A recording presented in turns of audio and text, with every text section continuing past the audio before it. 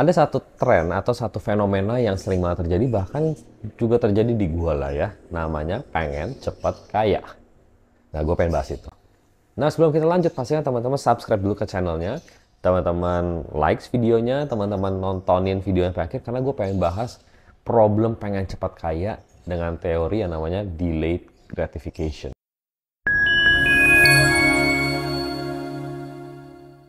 Lu tau gak sih, ini fenomena pengen cepat kaya itu terjadi di semua orang karena social media salah satunya. Gua itu salah satu orang yang kena juga. Gue pengen banget cepat kaya, apapun yang gue kerjakan sebisa mungkin menghasilkan uang dengan cepat. Makanya gue sangat into terhadap dunia sales dibandingkan gue melakukan pekerjaan yang dapat, ada kutip, dapat gaji, bukan jelek-jelekin orang yang dapat gaji. Tapi kita tuh ngeliat apa yang ada di social media, di mana teman-teman kita kok sukses, atau orang-orang yang diwariskan sesuatu kok cepat kaya, karena mereka bapak mamanya punya pekerjaan, anaknya tinggal lanjutin dapat uang dari sana.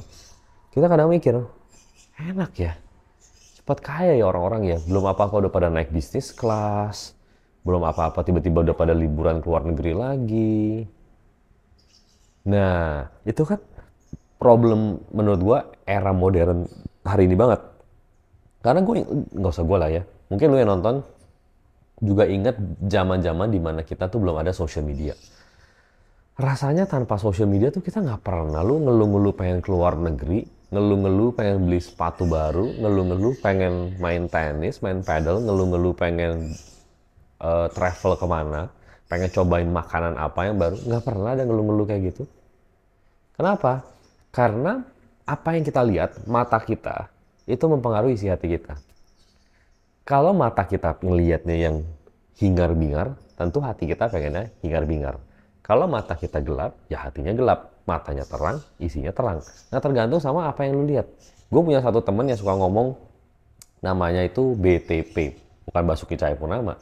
BTP itu dia bilang gini, BTP ini mempengaruhi respon, kepercayaan, habit, dan lain-lainnya. Kenapa? Karena BTP itu bacaan, tontonan, pergaulan.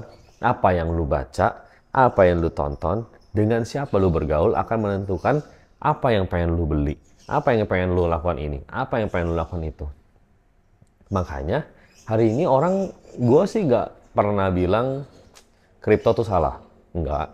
Karena gue sendiri full on di Bitcoin. Karena apa? Ya karena gue percaya. Gue sudah research semuanya. Gue mempelajari apa itu, fungsinya buat apa, ini itunya apa, dan lain-lain. Tapi gue nggak kepengen bahas ke sana. Tapi banyak orang yang akhirnya obligasi lambat, reksadana lambat, saham ini, Bitcoin ini. Semuanya pengennya yang cepat, cepat, cepat, cepat, cepat, cepat, cepat, cepat, cepat, tapi nggak mau belajar. Wah, mendingan meme coin saja, ya kan, shitcoin saja, bisa meledak. Gini, gua tuh nggak bilang kripto tuh judi, karena kan sekali lagi gue bilang gue 100% di kripto investasinya. Traders gitu kan, orang bilang oke, lu long term investors, Bitcoin maksimalis, oke, fine. Tapi kalau traders gimana? Traders kan judi. Gue bilang trading itu gak judi juga, karena di luar negeri profesi traders itu highly respected. Dan gue tahu orang-orangnya, gitu kan.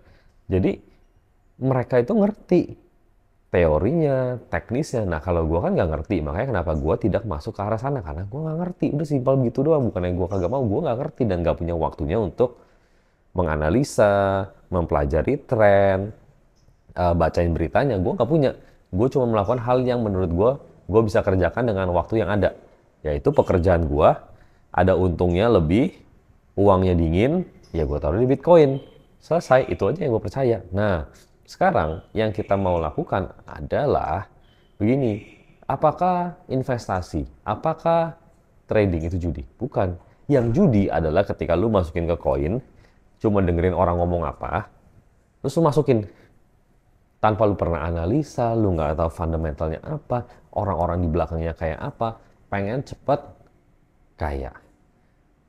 Pengen cepet keren, pengen cepet kelihatan hebat. Menurut gue nggak percaya sih sama orang yang bilang cepet kaya atau cepet apa. Misalkan ada yang bilang, oh itu ada tuh anak 19 tahun dia udah kaya, miliaran, masih 19 tahun.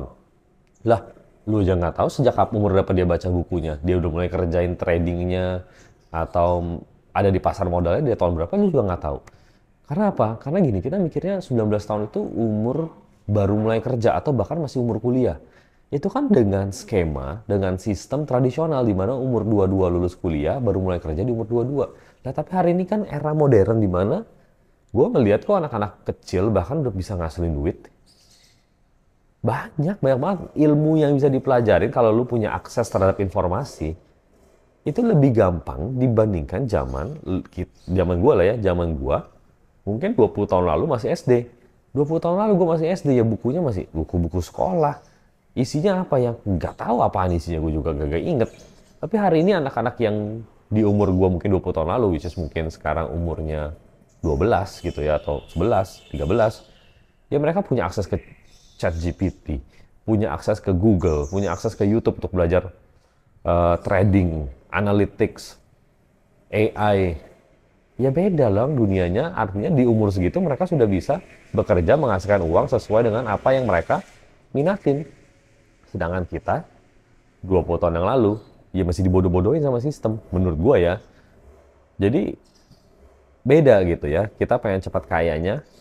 Kalau mereka 19 tahun udah bisa kerja, yaitu 19 tahun yang mereka sama kayak kita, 29 tahunnya kita mungkin. Ya wajar dong kalau kayak gitu dapat 1 miliar di umur 19 kalau udah mulai kerja di umur 12. Lah gue juga nyampe umur 25 waktu itu. Ya kan tergantung aja. Gitu. Jadi menurut gue sih mindset yang mesti dihindarin adalah mindset cepat kaya. Yang kita pengen punya adalah delayed gratifications. Gimana cara kita bisa mengambil kenikmatan hari ini yang di masa depan. Jangan sampai kenikmatan di masa depan diambil untuk nikmatin hari ini. Ya, kita pengen compound dulu. Gue bukan ngajarin investasi karena gue bukan investor gitu. Gue cuman ya pokoknya jangan dengerin gue ngomongin investasi deh. Gue cuma ngomongin compounding itu bukan cuma di investment. Compounding itu dalam habit, compounding itu dalam pekerjaan. Semua itu compounding. Gitu loh. Jadi jangan ngomongin dengerin investasinya gue gitu ya, karena gue nggak pengen ntar orang-orang tiba-tiba beli Bitcoin cuma gara-gara gue ngomong. Nggak, jangan dengerin itu. Tapi dengerin soal ya lu kerjain dulu apa yang lu pengen lakukan.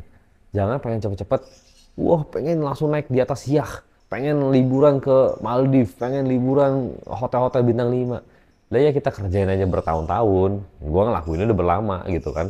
Jadi jangan dengerin jangan ngelihat itunya, tapi yang lu mau denger adalah cerita mereka grindingnya kayak apa, ngerjainnya susahnya kayak apa. Nah itu yang kita pengen dengerin. Setengah matinya kayak apa, nah itu yang kan kita pengen bahas gitu. Jadi jangan lihat hingar-bingarnya, tapi coba dengerin grindnya. Jangan lihat clouds-nya, tapi lihat dirts-nya kayak apa, tangan kita kotornya tuh kayak apa. Nah itu kan yang penting. Jadi stop punya mindset pengen cepat kayanya, tapi belajar dari orang-orang tersebut. Bukan McLaren-nya, tapi apa yang mereka hadapin tiap-tiap harinya. Timothy Ronald gitu ya, gue lihat, keren, McLaren gitu kan, punya kantor gedung keren. Tapi yang gue dengerin, itu selain itunya adalah, gila ini orang kerja keras banget dari umur 15. Ternyata barang jualan dia dulu gue pakai. Apa wax-nya. Gila ternyata dia yang jual nih pomade nih. Gila hebat banget. Nah itu kan yang gue dengerin. Gue tangkap, gue belajar dari orang ini. Ini orang hebat banget, gue belajarin. Mindsetnya gue ambil. Oh ya bener. Terus gue, kan memang gue nggak setuju sama sistem edukasi gitu ya. Dia ngomong, wah ini kan yang gue ngomong. Bahwa sekolah itu untuk bangun orang jadi labor. Ternyata ada yang setuju. Makin lagi, nikmatin lagi, enjoy. Terus gue mulai seleksi apa yang menurut gue bagus, apa yang menurut gue nggak pengen terima. Ya udah masukin. Tapi Timothy kan 8 tahun, 10 tahun lebih muda dari lu. Lah ya nggak apa-apa, emang kenapa belajar dari yang lebih muda? Bagus dong, gue juga belajar dari yang umur 19 tahun. Nggak ada salahnya gitu, maksudnya belajar jangan sampai kita punya pride itu menghalangi kita untuk belajar, untuk kita grow. Oke, so videonya sampai situ aja. Thank you so much for watching. Pastikan teman-teman subscribe channelnya. Dan ingat, jangan lupa untuk punya yang namanya delayed gratifications. Jangan mau enak-enak cepat, tapi biar enaknya di masa depan.